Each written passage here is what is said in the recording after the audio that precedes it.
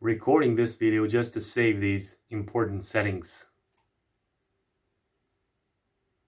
It's simpler than you think. The first thing we're going to do is pull up our chart and add two volume-based indicators.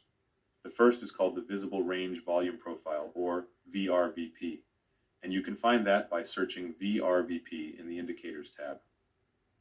Once you add it, you should get something that looks like this. Now what you want to do is go into the settings of the indicator and change the row size from 24 to 200.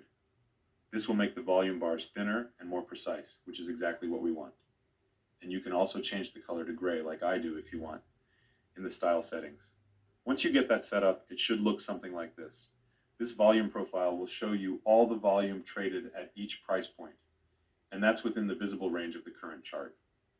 Obviously, as you go further back in time, more volume gets added to each price point, but that doesn't concern us.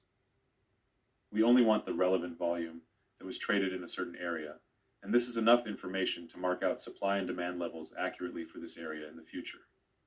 So now that we've added our first indicator, we're going to add our second one. Go back to the Indicators tab and type in SVP. Now, SVP is the Session Volume Profile. This shows the individual volume profile for every trading day. Go into Settings and change the row size from 24 to 100. And once you do that, you should get something that looks like this. Now, it might look a little overwhelming, but it's actually pretty simple. On the VRVP, you want to look for high volume nodes. These are the volume spikes that you see on the chart, and that means there was a lot of trading activity at those specific levels. They have a lot of weight, and the price is likely to react to that point if it gets tested again. So focusing on the high volume nodes on the VRVP is especially important. And when it comes to the SVP, we want to focus on the point of control, or that black line that you see in each section. The point of control, or POC, is the single price level where the most volume was traded during a session. So on a specific day, the POC will be the highest volume bar for that session. And once again, high volume levels are important because it shows where there's a lot of participation and a lot of large positions. The market basically has to move to these points because it needs the liquidity from those many orders and participants if it wants to move around.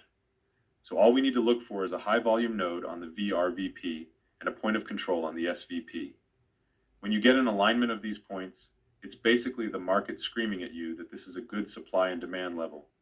There's a lot of volume and a lot of activity and focus at each of these levels.